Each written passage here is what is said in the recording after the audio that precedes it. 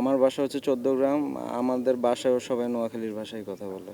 যেই টাইমে আমাদের এই বিপিএলটা অনেক ফরেন প্লেয়ার্স আসবে যাবে, না এখনো আমার সাথে কথা হয়নি।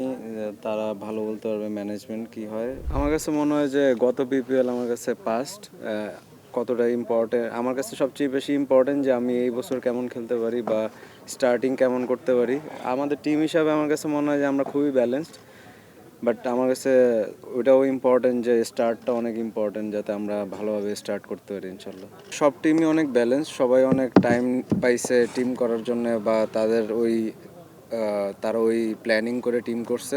কিন্তু আমার কাছে মনে হয় যে যে স্টিল কে কেমনভাবে প্রেশার হ্যান্ডেল করতে পারে, কে কেমনভাবে ম্যাচ জিততে পারে বেশি, ওটা বেশি ইম্পর্টেন্ট। আর রেজাল্ট নিয়ে অতটা না চিন্তা করা, কারণ চ্যাম্পিয়নশিপ অনেক দূরে, কতটা ভালো ক্রিকেট খেলতে পারি সেটা ইম্পর্টেন্ট।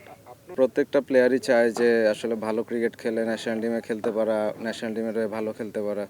তা আমারও অবশ্যই গোল আছে যে আমি টিমের যেখানে যে পজিশনের সুযোগ পাই আমি যাতে কন্ট্রিবিউট করতে পারি। আর আমার কাছে মনে হয় যে আমি যদি ভালো ক্রিকেট খেলতে পারি অবশ্যই ইনশাল্লাহ ভালো সুযোগ আসবে। আমি যে প্রসেসগুলো মেনটেন করে আগেও খেলছি, আমার কাছে সেম অ্যাজ ওয়েল, যে আমি যাতে ভালো ক্রিকেট খেলতে পারি সেই প্রসেসগুলো ফলো করতে পারি।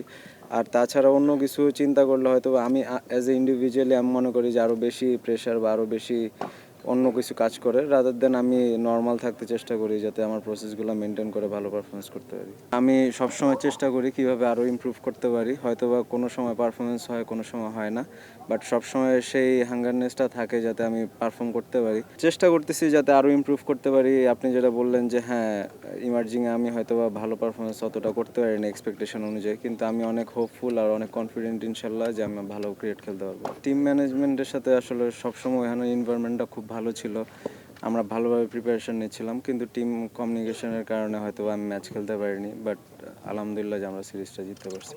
আমার কাছে মনে হয় যে আমরা যারা মিডল অর্ডার, লো অর্ডার, যে কোনো সময় যে কারো পজিশন চেঞ্জ হতে পারে, তার কারণে আর কি আমরা আগে থেকেই যদি সেট করে রাখি যে আমি এই পজিশনে খেলবো মন না, বাট আমাদের কথা হচ্ছে যে আমরা কোন পজিশনে কখন কে কোথায় আসলে নামবে, কে কোথায় কার কী প্ল্যান ওই অনুযায়ী খেলবে। তো আসলে কথা হচ্ছে ইনশাল্লাহ ভালো হবে। না, আমার কাছে মনে হয় যে তারা প্রথমবার হিসাবে খুবই ভালো করতেছে। সো ফার এনভায়রনমেন্ট হতে শুরু করে সব কিছুই অনেক অর্গানাইজড।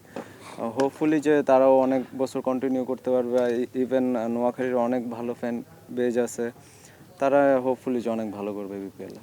অবশ্যই অনেক কাজে লাগবে। সে তো সোফার অনেক বছর ধরে টি-20 ক্রিকেট খেলতেছে, বিপিএলও অনেক বছর খেলছে। তো হোপফুলি যে আমরা ভালো ক্রিকেট খেলতে পারবো অ্যাজ এ টিম। আসলে সবারই লক্ষ্য থাকে যে চ্যাম্পিয়ন হওয়ার, কিন্তু আমার কাছে মনে হয় যে আমরা ফার্স্টে থেকে অ্যাজ এ টিম হিসেবে কতটা গুছানো ক্রিকেট খেলতে পারতেছি, কতটা সবাই পারফরমেন্স করতে পারতেছি সেটা ইম্পর্টেন্ট, রাদার দেন ওইটা নিয়ে বেশি চিন্তা করা। প্রত্যেকটা ম্যাচ ভালো খেলাটা অনেক বেশি ইম্পর্টেন্ট। যেই টাইমে আমাদের এই বিপিএলটা অনেক ফরেন প্লেয়ার্স আসবে যাবে এমন টাইপেরই হবে, তো হোপফুলি যে ওরাও এসে অনেক তাড়াতাড়ি অ্যাডজাস্ট করতে পারবে আমাদের টিমের সাথে। টিমের এনভায়রনমেন্ট হিসাবে আমার মনে হয় যে সবাই অনেক ভালো অবস্থায় আছে। আমার কাছে মনে হয় না ইনএক্সপিরিয়েন্স আমাদের টিম, কিন্তু আমাদের টিমে হ্যাঁ ঠিক আছে যে আমরা অনেক ইয়াং সাইড বা এক্সপিরিয়েন্সও আছে, আমাদের ফরেন প্লেয়ার্সও আছে, কিন্তু কতটা মাঠে ইমপ্লিমেন্ট করতে পারি আমাদের পারফরমেন্স সেটা বেশি ইম্পর্টেন্ট। আর ব্যাটিং বলিং আমার কাছে মনে হয় যে আপনি আমাদের খেলা শুরু হলে অ্যান্সারটা পাবেন, তাছাড়া আমি বলতে পারবো না। না, এখনও আমার সাথে কথা হয়নি। তারা ভালো বলতে পারবে ম্যানেজমেন্ট কি হয়, সেটা আসলে পরে জানা যাবে। যদি আপনাকে অ্যাপ্রোচ করা হয় আপনি? সেটা কথা হবে ইনশাল্লাহ। আমার বাসা হচ্ছে ১৪ গ্রাম।